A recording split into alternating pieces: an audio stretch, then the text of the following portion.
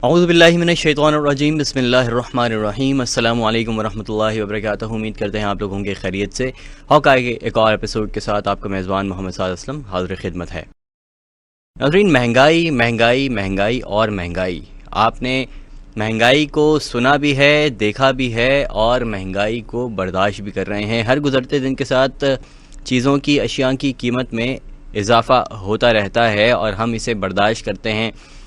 टूटे दिल के साथ, रूखे रवैयों के साथ इसको बर्दाश्त करते हैं, हुकूमत को बुरा भला भी कहते हैं, लेकिन at the end of the day हमें बर्दाश्त करना पड़ता है। तो आज हम आपको बताने जा रहे हैं कि महंगाई आखिर होती क्यों है, कौन कौन से अवामिल हैं जो इस पर असरअंदाज होते हैं। आप में से ऐसे बहुत सारे लोग होंगे जिनको इन अवामिल के बारे में और इन्फ्लेशन यानी महंगाई के बारे में बहुत सारी मालूमात पहले से होंगी, लेकिन हम आसान ज़बान के अंदर और सादा तरीके से आपको समझाने की कोशिश करेंगे कि इन्फ्लेशन बेसिकली क्यों आता है, महंगाई क्यों बढ़ती है। नाज़रीन, सबसे पहले हम बात करेंगे अनएम्प्लॉयमेंट यानी कि बेरोज़गारी का कितना ताल्लुक़ है इस महंगाई के साथ।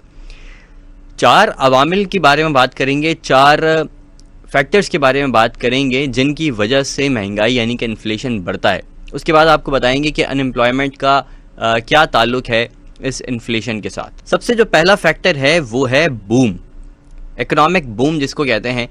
इस बूम के अंदर होता बेसिकली ये है कि लोगों की सैलरीज बढ़ रही होती हैं, लोगों के जो बिजनेसेस होते हैं वो बेहतरीन चल रहे होते हैं और उसके नतीजे के अंदर आवाम के पास पैसा बहुत ज़्यादा होता है। जब पैसा ज़्यादा होता है तो लोग ख़रीदारी ज़्यादा करते हैं, अशिया की ज़्यादा ख़रीदारी करने के नतीजे के अंदर डिमांड जो है वो पुल होती है। जब डिमांड पुल होती है तो उस साथ ही साथ कंपनीज़ ये सोचती हैं कि जब हमारी अशिया इतनी ज़्यादा बिक रही हैं, हमारी बनाई हुई चीज़ें जब इतनी ज़्यादा लोग ख़रीद रहे हैं, तो क्यों ना इनकी प्राइसेस बढ़ाई जाएं जिससे ज़्यादा नफ़ा कमाया जाए, ज़्यादा प्रॉफिट कमाया जाए। तो इसको इकोनॉमिक बूम पीरियड कहते हैं। सबके पास पैसा होता है, ख़रीदार के पास भी पैसा ज़्यादा होता है और उसी के नतीजे के अंदर अशिया की कीमतों में इजाफा करके जो बेचने वाला है वो भी कीमत ज़्यादा लेने की वजह से प्रॉफिट ज़्यादा कमाता है। तो इस तरह से इकोनॉमिक बूम की पीरियड के अंदर इन्फ्लेशन जो है वो बढ़ता है, यानी कि महंगाई बढ़ती है। लेकिन ये वाली महंगाई बढ़ने के नतीजे के अंदर आवाम को बर्दाश्त नहीं करना पड़ता, क्योंकि आवाम के पास पैसा ज़्यादा होता है, बिजनेसेस अच्छे चलने के नतीजे में या फिर सैलरीज जो है वो बढ़ने के नतीजे के अंदर। दूसरा जो फैक्टर है वो है कॉस्ट पुश। इस कॉस्ट पुश के अंदर होता यह है कि रॉ मटेरियल्स जो हैं उनकी प्राइसेस बढ़ा दी जाती हैं, जिसके नतीजे के अंदर इन्फ्लेशन महंगाई जो है वो बढ़ जाती है। रॉ मटेरियल की प्राइसेस कैसे बढ़ाई जाती हैं? गवर्नमेंट के टैक्सेस उसके ऊपर आयद किए जाते हैं जिसकी वजह से प्राइसेस बढ़ती हैं, या फिर रॉ मटेरियल बेचने वाली जो कंपनीज़ हैं या रॉ मटेरियल मार्केट के अंदर सप्लाई करने वाले जो लोग होते हैं, जो व्यापारी होते हैं, वो उनकी कीमतें बढ़ाते हैं। इसके बहुत सारे फैक्टर्स हो सकते हैं, जैसे कि हमारे पाकिस्तान के अंदर सैलाब बहुत ज़्यादा आया है। सिंध पूरा तकरीबन डूब चुका है सैलाब से, और जितनी भी फसलें वगैरह थी हमारी जनूबी पंजाब में, सिंध के अंदर या बलूचिस्तान के अंदर जहाँ भी, तो वो तबाह होने से ज़राअत का जो शोबा है हमारा उसको बहुत ज़्यादा नुकसान हुआ है। और उसी के नतीजे के अंदर जो चावल है, गंदम है, गन्ने की फसलें हैं या फिर और दीगर बहुत सारी चीज़ें हैं, सब्ज़ियां हैं, ये सब कुछ आगे चलकर महंगा होगा। अभी भी होता जा रहा है, लेकिन बतदरीज जो है इन सब चीज़ों की प्राइसेस जो है वो बढ़ेंगी। इसी को कॉस्ट पुश कहा जाता है। इसके नतीजे के अंदर जो है वो महंगाई में इजाफा होता है। तीसरा जो फैक्टर है उसके ऊपर बात कर लें। तीसरा जो फैक्टर है वो है वेज पुश। अब ये वेज पुश क्या होता है? वेज से आप समझ सकते हैं कि सैलरीज जो हैं वो बढ़ाई जाती हैं, या दिहाड़ियाँ जो हैं वो मज़दूरों की बढ़ाई जाती हैं। सैलरीज और दिहाड़ियाँ बढ़ाने के नतीजे के अंदर जो कंपनीज़ ये काम कर रही होती हैं, वो सारी की सारी कंपनीज़ जो है वो पैसा जो वो अपने एम्प्लॉयज़ को दे रही होती हैं, वही पैसा वो उन्हें कवर भी करना होता है। तो इसके नतीजे के अंदर ये होता है कि वो पैसा अपना रिकवर करने के लिए वो कंपनीज़ जो अशिया बना रही होती हैं उन अशिया की कीमतों में इजाफा करती हैं।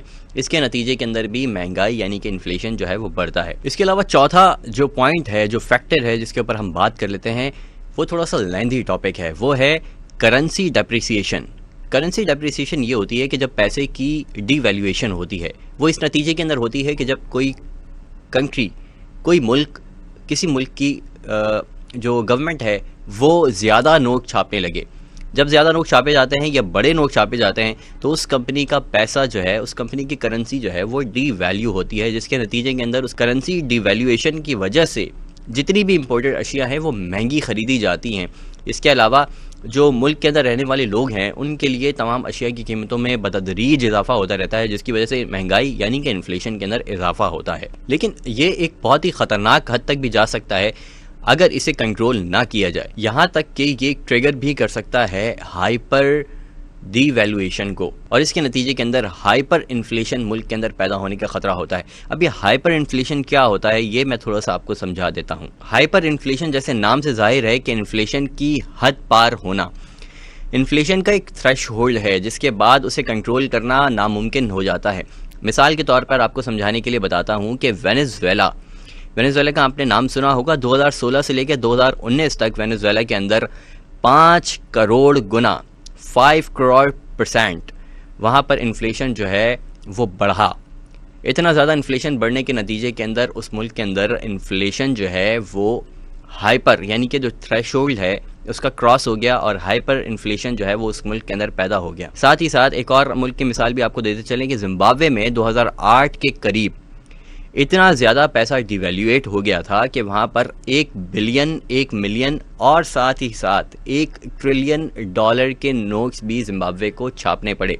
और वहाँ के उस वक्त 1 ट्रिलियन डॉलर की जो वैल्यू है वो उस वक्त अमेरिका के $1 के बराबर थी। तो इतना ज़्यादा उसका पैसा जो है वो डिवैल्यूएट हो गया था। तो ये एक बैलेंस होता है, एक बारीक सी लकीर होती है जिससे अगर कंट्रोल एक वक्त पर कर लिया गया तो फिर तो ठीक है।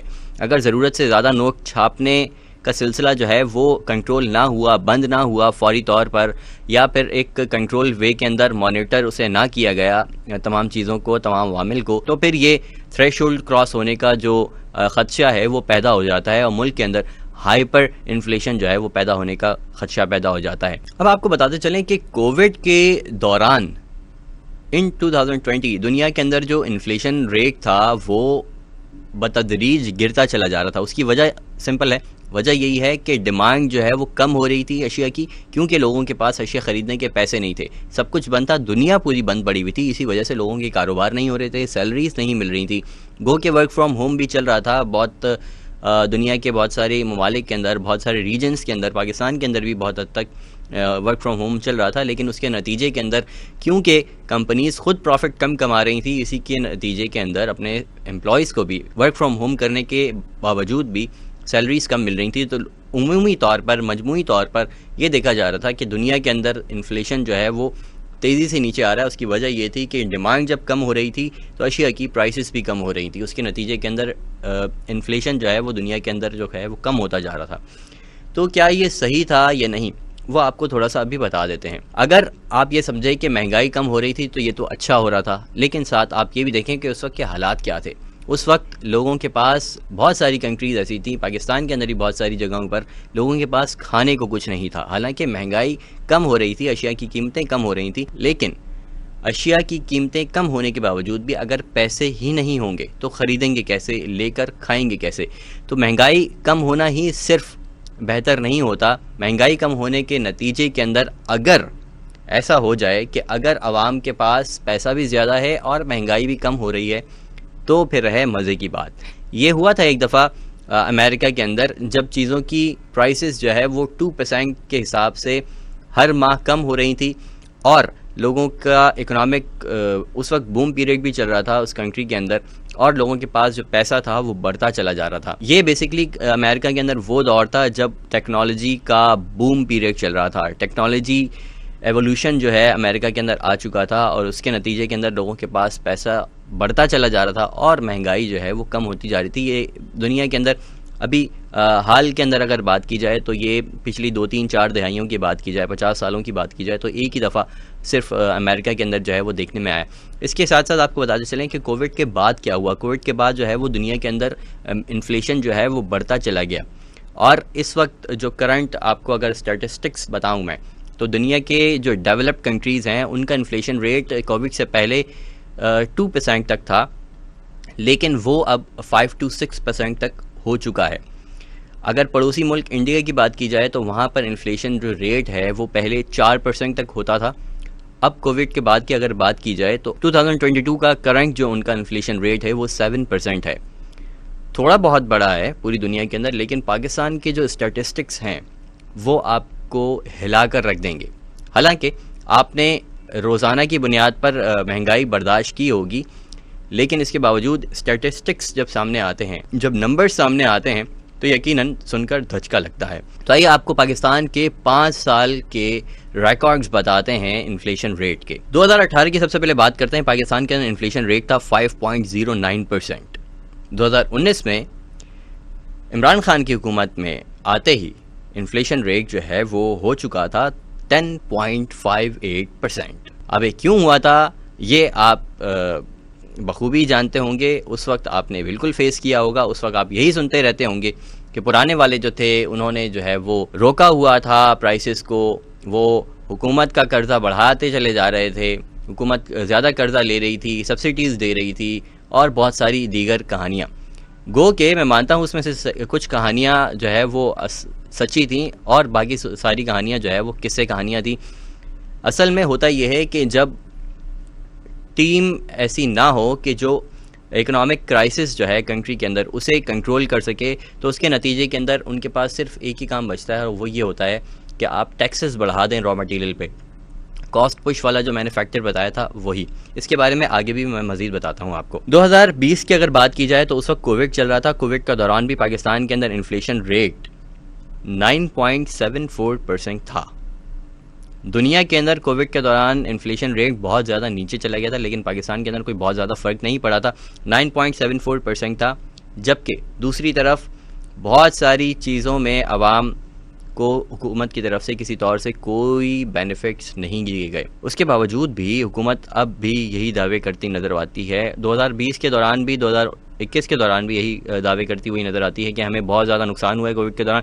लेकिन वो कौन से वाले बहुत सारे नुकसान थे, ये जो है रिकॉर्ड्स कभी भी आवाम के सामने जो है वो नहीं लेकर आए गए। इन्फ्लेशन रेट जब 9.74% था और हुकूमत जब ज़्यादा टैक्सेस वसूल कर रही थी, तो फिर सिर्फ एक ये चीज़ हो सकती है कि हाँ, चीज़ों की ख़रीदारी जब कम हुई तो टैक्सेस जो है वो कम आए होंगे। लेकिन साथ ही साथ 2021 के अंदर पाकिस्तान की तारीख़ के सबसे ज़्यादा टैक्सेस जो है वो वसूल किए गए। तो हुकूमत ने अपनी रिकवरी तो कर ली होगी, लेकिन उससे आवाम को कितने बेनिफिट्स दिए गए ये तो हमें तो नहीं पता। अगर आपने कोई बेनिफिट्स देखे हों तो हमें कमेंट में ज़रूर बताइएगा। अब चलते हैं 2021 पर। 2021 में कोविड के बाद 9.50 इन्फ्लेशन रेट था और उसके बाद 2022 की तरफ आते हैं। हर गुजरते महीने के साथ, हर गुजरते दिन के साथ, हर गुजरते हफ्ते के साथ महंगाई जो है वो बढ़ती चली गई। अगर अगस्त 2022 की बात की जाए, अगस्त 2022 के स्टैटिस्टिक्स बताए जाएं आपको, तो वो पाकिस्तान की 47 साल की तारीख़ में सबसे ज़्यादा था, 27.3% इन्फ्लेशन रेट।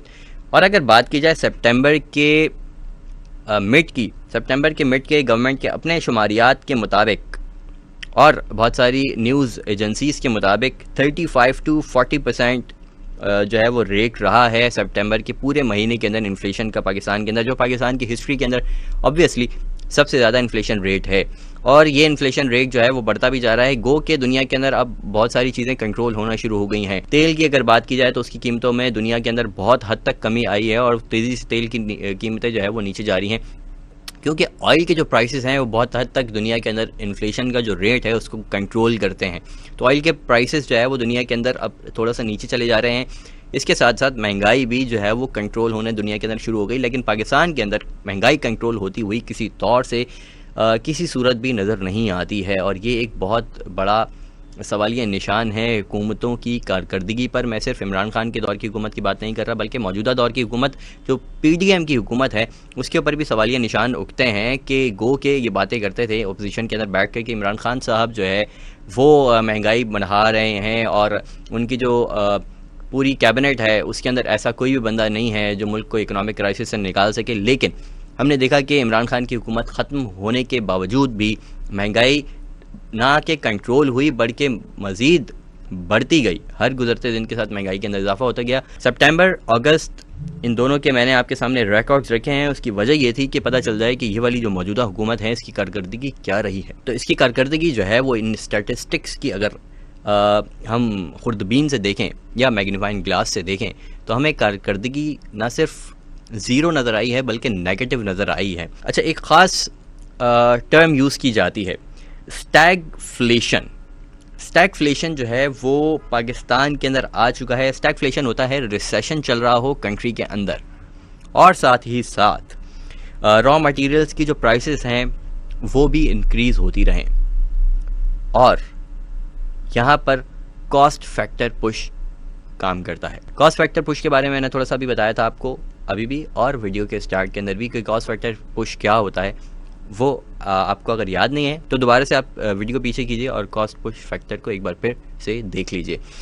तो पाकिस्तान के अंदर जो इस वक्त हालात चल रहे हैं वो रिसेशन चल रहा है कंट्री के अंदर।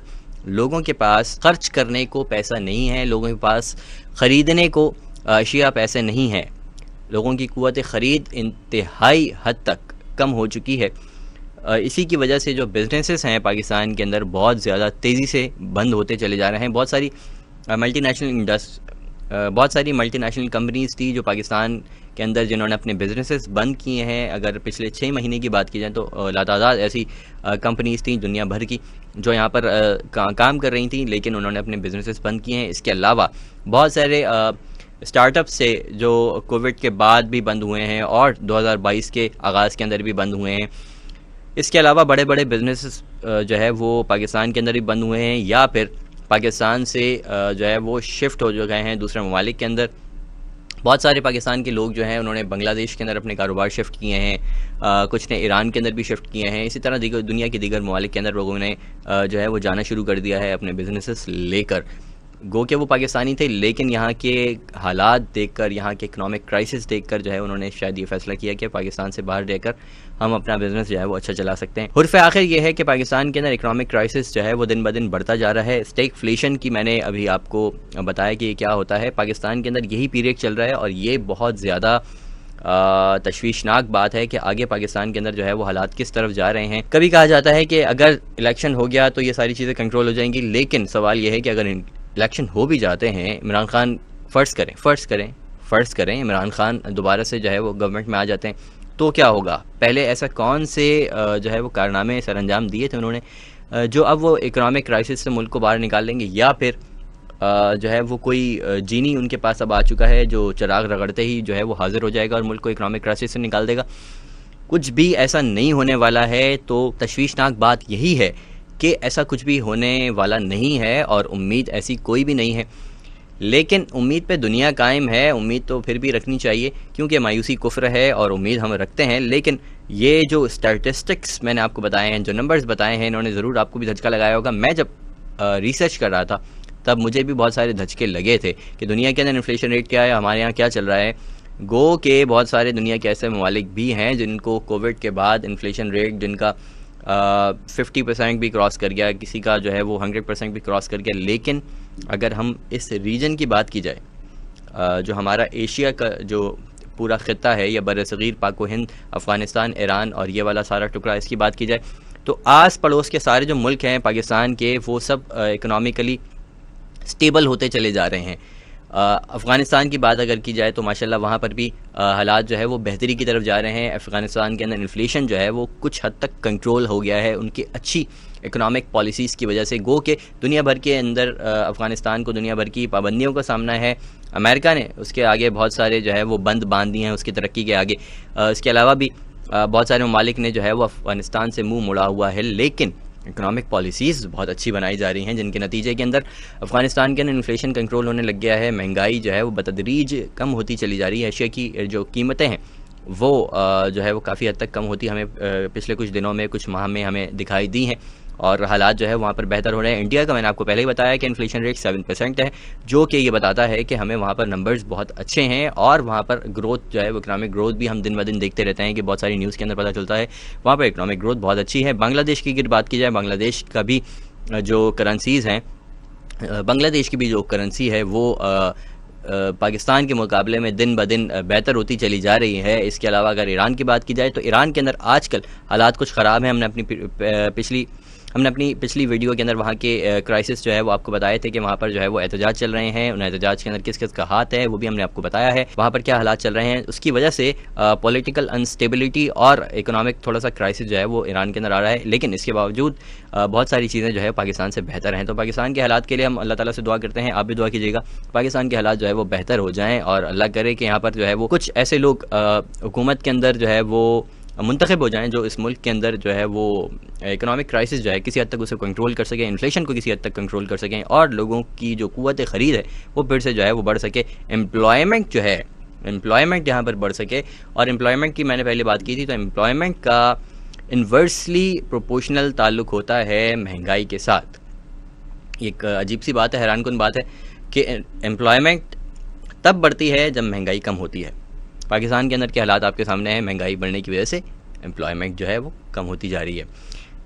होता इसके अंदर क्या है, सिंपल सी बात है, समझ में आने वाली बात है कि जब कंपनीज़ के जो बिजनेसेस हैं वो डाउन होते हैं तो जाहिर सी बात है एम्प्लॉयज़ को फायर करती है। कोविड के बाद आप सब ने देखा होगा, आप में से बहुत सारे लोगों ने फेस भी किया होगा, मैंने भी बहुत सारे लोगों को ऐसे मैं जानता हूँ जिन्होंने फेस किए हालात। और वो हालात ये थे कि जो कंपनीज थी उनको प्रॉफिट्स कम हो रहे थे, जिसकी वजह से वो जो है अपने एम्प्लॉयज़ को जो है फारिग कर रही थी। बड़ी बड़ी कंपनीज़, नाम किसी का नहीं लूँगा मैं, बड़ी बड़ी कंपनीज़ हैं जिन्होंने अपने बहुत बहुत बड़े नंबर्स जो है वो एम्प्लॉयज़ फारिग किए हैं। सालों से वो एम्प्लॉयज़ जो है वो उस कंपनी के साथ काम कर रहे थे, लेकिन उन कंपनीज़ ने उन एम्प्लॉयज़ को फारिग किया। वजह उसकी है कि उन कंपनीज़ के बिजनेसेस जो है वो डाउन होते चले जा रहे थे। तो यही रिलेशन मैंने आपको बताया कि इन्वर्स रिलेशन है अनएम्प्लॉयमेंट का और इन्फ्लेशन का।